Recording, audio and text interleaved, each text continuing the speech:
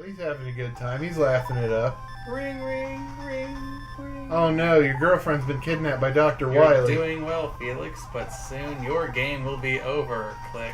Oh, what? Last level? I don't know. Felix World. I have no idea. Round 3-1. I have no idea. I mean, how many worlds are in this? You've played this. I never beat it. Oh. At least I think last time I played, I thought I got to the fifth area. Okay, I guess you can go down there. Is it like one of those? It's probably a pit of death. Oh, that's great. I can't shoot whatever that thing is. It just like intentionally arcs over, and it like if you notice it's got like a face. I think the cannonball.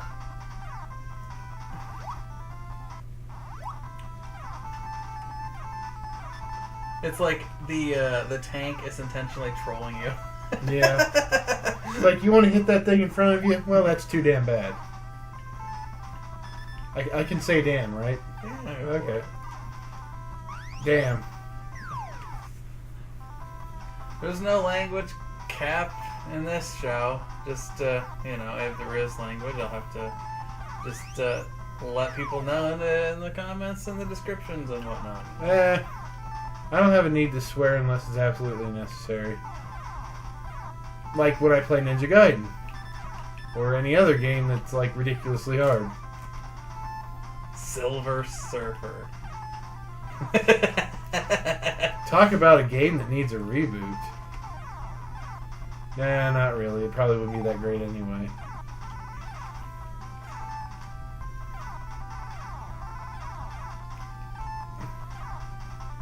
Oh, I love how like it gives you like time to realize that you're gonna die. It's not just one of those instant like falls. It gives you time to see, holy crap, I can't survive this, and it's just gonna let me go all the way down. And if that wasn't enough, it shoots you back up just to fall again. So let you know you're that getting you're trolled dead. by the Grim Reaper. Or whatever benevolent force is controlling you, falling to your doom. Probably gravity. Well, yeah, but gravity doesn't pull you back up. So it's obviously got to be either an angel of death. Well, it could be a lack thereof. Oh, by the way, if you're hearing a woman talking, that's my wife. She's just kind of chilling, making her comments here and there. So, if you guys are wondering, that's who that is. I can't believe you have a wife. Oh. Oh, it's okay, honey. We both said I do. I love you. He's over this way. Make sure anything you fling, it misses my head. He hunches over. Man, I think Felix needs a pimp cane right about now. There we go. I guess he's just using a magic barrier of some kind. I have no clue. It's gonna bug me. It's that. Try to figure out what's that. Oh man, that was awful. How awkward. Oh no, we got thrown out of the club. He got thrown out of the club. I mean, it was a back alley. I mean, what else could it have been? Where did the back alley come from in this level? I mean, that's what you gotta ask yourself. Unless it's like Kirby and like all the entrances to the worlds are like doors, and there's eventually like a door somewhere. There we go. Oh! Iwata, if you're watching this, there you go. For a good Kirby game. Cross it over with Felix the cat. It would make just the same sense anyway. Well, maybe his magic bag is Kirby. You know? Because, like, Kirby eats all those people, and he's like a void in that sense. Huh. You know what?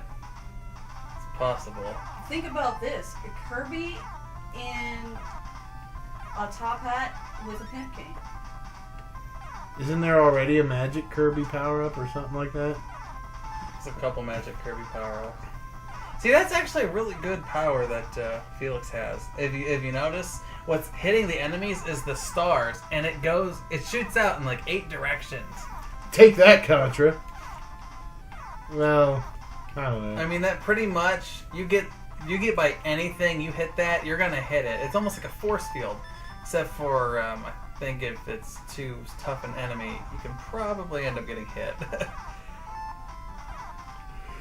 I like how Dr. Wily's in the clouds right there. I don't know if that's not actually Dr. Wily. And here's the thing I'm always wondering. Like, those little, like, warp zones or whatever, they're the magic bag. Yeah. So, like, is there, like, a multitude of magic bags, or is it symbolizing you going inside your magic bag then going out?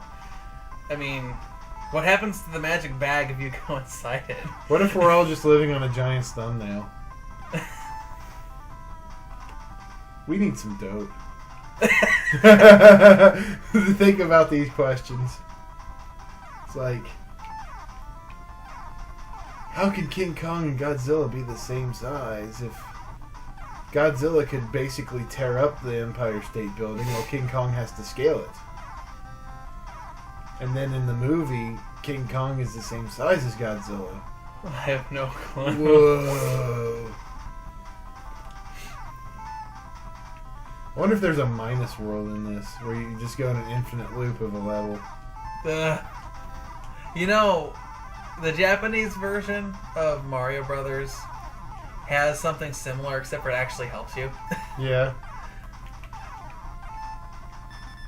But yeah, apparently when they translated it in America, they decided, for you to exploit something like that, I guess you should be punished for it, so you're stuck in an infinite loop and you can't get out of it.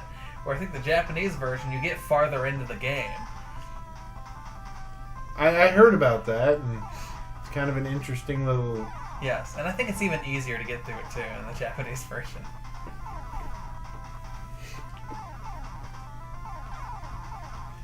So, have you seen Felix the Cat, the movie, for yourself and not just gone on the Nostalgia Critic's word? Well, I haven't seen that. I think I've seen the movie before, but it's been ages, and I don't really remember it.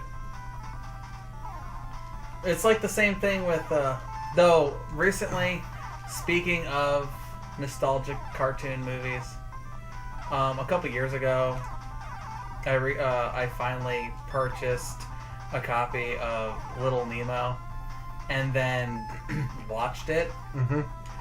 I have to say, I mean, with all due respect of the Happy Video Game Nerd, I don't really think that movie aged very well. And it's kind of, it doesn't make much sense. When did that movie come out in America? It's like 90-something. I mean, it's a victim of mismanagement. I mean, it went through so many teams, and it took forever to get made. It almost suffered, from what I gather, the same curse as what happened with The Thief and the Cobbler. Oh yeah, that was a mess. Yeah. Way to capture, one of Vincent Price's last performances. And what's really funny is that, like, they recorded his performance, like, at least a couple decades before he died last time I checked. And I don't think Matthew Broderick was born when the movie started production. No. Who ended up being one of the voice talents. Uh-huh. But what's interesting is that from what I heard, that there is a special cut of the movie that takes Matthew Broderick's voice out. Really? And a lot of people think it's better. Huh.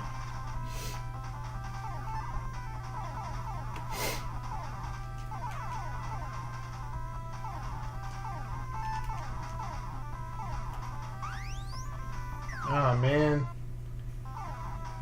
Your parasol gets hit and it's like, or parasol I guess is how it's pronounced. Okay, Yes. the top of that, does that look like the ocean? Yeah.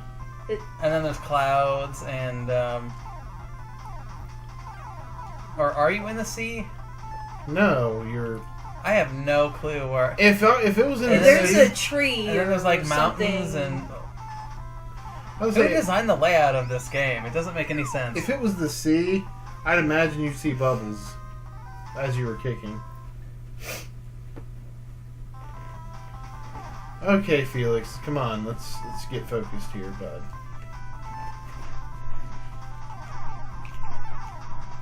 Yeah, the boxing glove's not a great weapon to have at this point.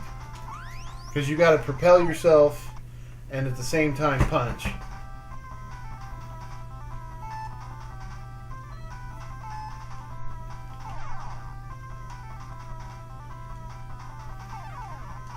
Okay, a little breaking the action here, alright. Alright, let's try to get the hot air balloon here so I can at least get a ranged attack.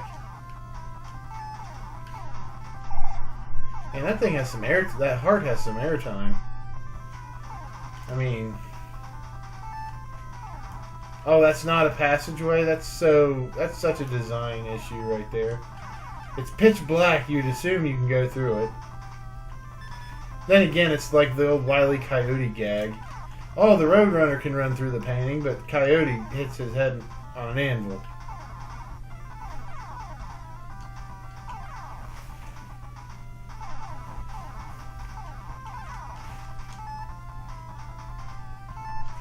I think Felix's weapon there kind of reminds me of the game Rockin' Cats. I don't know if you've ever played it or are familiar with it. Rockin' Cats? Yeah. Can't say as I have. There's the heart. There we go. Got the hot air balloon. Get some milk. Because I think their weapon's primarily like a boxing glove gun, which it's like similar to the boxing glove he uses. And I think you can upgrade it a little bit, but it's been a while since I've played it, and I heard it's a fairly rare game. What system? NES. What year? Maybe late 90s, I'm not really sure. I can't recall. It's like one of those things I rented from the video store a long time ago. And for those of you who are watching who are roughly under the age of, let's say, what would you say, 19? Video stores were these things people went to try games before they dropped $59.99 on them.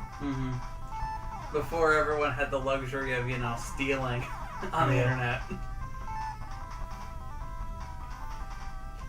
Oh, and by the way, in case you're wondering, this is the real copy of Felix the Cat. I have my NES hooked up to a capture card, and it's plugged into the computer. So this is a legit Let's Play. This isn't, I'm not using fraps or whatnot. No emulators, no cheats, no save states. Yeah. This is hardcore. So when you see us F up, we can't really do anything about it. This is live, and nothing can go wrong when it's live, right? As Vince McMahon says. Sure. Speaking of Vince McMahon, you remember when he got rickrolled on live TV? No. You don't remember that? No. Oh my god, it was so hilarious. It was McMahon's Millions, and he where he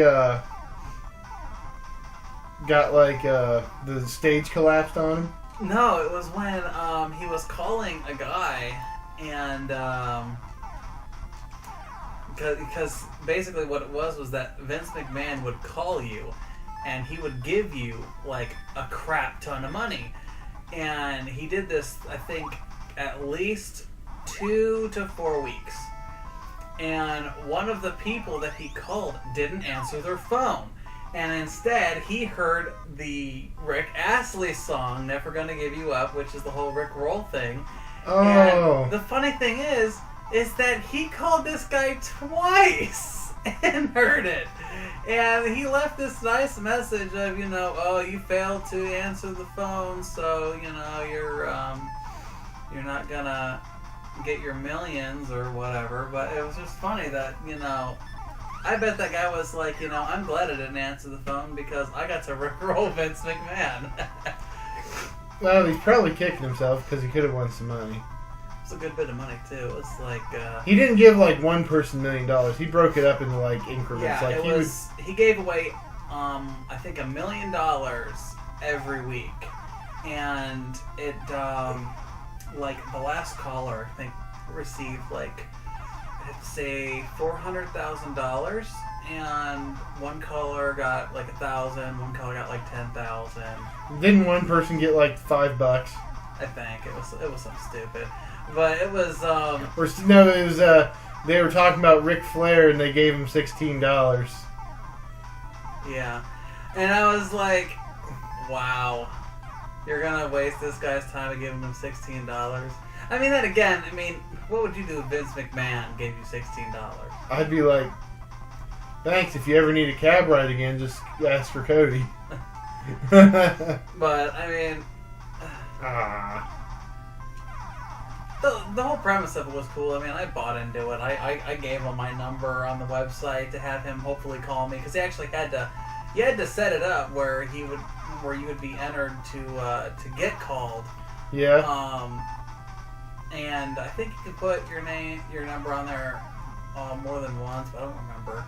It was years ago. This was last time I checked. This was pre-Chris Benoit's death. So yeah. And then I wonder if I don't know if we'll ever see a comeback of it. I don't know if WWE was just doing really good business at the time. If they had like a surplus maybe. Well, I doubt they're gonna do it anytime soon. I mean, the McMahon spent a good bit of money campaigning for Linda to get in office. Yeah, that didn't work out so well. No, it failed not once but twice. I mean, I know we're getting off the topic here, but this is the Let's Play, and it's kind of like a riff tracks, if you will, of just us, and we're just coming up with random things to talk about while we're playing. And trust me, it's like multitasking while you're playing a video game and talking at the same time. I know a lot of people can do it very well, and that's all fine and good, but we've gone from talking about Felix the Cat to professional wrestling to what's the deal with his magic bag and what's in the box? What's the deal with the magic bag? What's the deal with the magic bag? Now, I'm kind of thinking that the magic bag, because if you notice, when he's in the tank, when he's in the hot air balloon, and the car, I think that is the magic bag. Like, it transforms into that shit, Dude, it's a transformer. Let's just hope Michael Bay doesn't direct the adaptation of Felix the Cat. Yeah, Transformers wish they were that magic bag.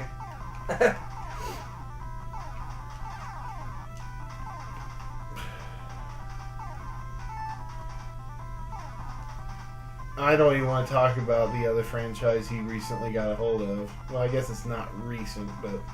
Yeah, but he hasn't done anything with it since so many people bitched about it. Yeah. So... I think it's like, that just proves to you what you can do.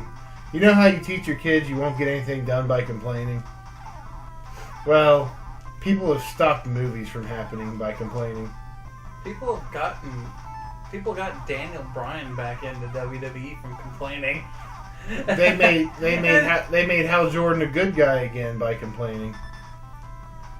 I think it was called Hal's Emerald Action Team. They got the Green Lantern to become a hero again after he got possessed by the evil Parallax. But that's another story for another time. Yeah, but how many people are going to have to complain to get Peter Parker his body back? Yeah, oh man. That was something that blew my mind when I first heard about it. And I'm a comic book fan. And when my friend explained it to me and when I heard about the whole thing, I'm like, come again?